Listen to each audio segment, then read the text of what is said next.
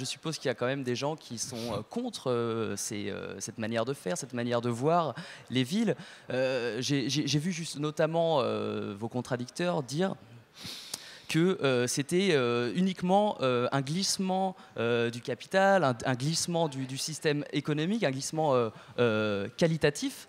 Et qu'est-ce que vous dites aux gens qui disent oui, mais peut-être que pour faire une ville intelligente, il faut regarder le quantitatif, il faut peut-être moins consommer et pourquoi pas après aller dans les conceptions de la décroissance, etc. Qu'est-ce que vous en pensez de ça? C'est vrai qu'on n'en parle jamais. Donc, bien sûr, Hugo. On peut aborder le sujet parce que c'est vrai que parfois on ne l'aborde pas sous cet angle-là. Hein. Et on assiste d'ailleurs à un certain mouvement qu'ils appellent donc le slow quelque chose. Donc, voilà. Les ça va à l'encontre justement de la vision de la Smart City, qui n'est pas un ralentissement justement, mais un changement du système, de l'écosystème entre guillemets, mais pas un ralentissement. Hugo, je pense que ça ne va pas tout à fait à l'encontre quand on parle donc de slow city ou slow citizen. Moi, je pense que l'élément central dans cette conception de Smart City humaine, je rajoute humaine. Moi, je préfère parler de la ville vivante. C'est ma conception de Smart City, c'est la ville vivante, la living city. Et c'est important parce que ça nous amène à une notion qui est de contextualiser une ville par rapport donc à son environnement global, social, politique, économique, religieux, etc. Et en fait, ça va amener des démarches qui sont de nature différente, c'est-à-dire que je ne suis pas dans la course au QI de la ville. La ville, on ne peut pas dire qu'elle est intelligente per se ou que Paris est plus intelligent que Londres et Londres est un peu plus bête que San Francisco est quand même plus futé.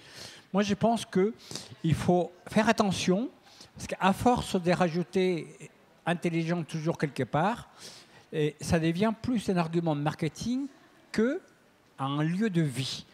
La ville est un lieu de vie. La ville est un lieu de rencontre. Les espaces publics, ce sont des lieux de brassage.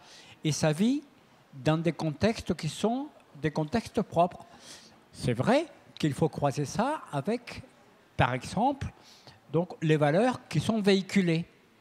On a écouté tout à l'heure Quito. Parce qu'il faut aussi que les citoyens intelligents prennent conscience de ça, enfin, changent aussi leur mentalité pour que ça puisse fonctionner. Mais la mentalité des citoyens, elle est également contextualisée. Quand on a écouté tout à l'heure Juan Pablo Espizuna Burgos parler de Quito, il parlait du sumac causai. Il parlait ce qui veut dire de la langue quechua à l'espagnol, el buen vivir, le bien-être. Et là, ils sont dans une économie circulaire. Ça a été repris en slogan par pas mal de politiques décroissants, notamment. Absolument. Ouais. Bah, el buen vivir, el sumac causai, est dans la constitution de l'Équateur. Et ça fait partie de cette conception dans laquelle on dit qu'il faut une économie circulaire qui n'est pas uniquement l'harmonie de l'homme et de la nature, mais l'harmonie de l'homme avec l'homme, parce que la nature fait partie de l'homme.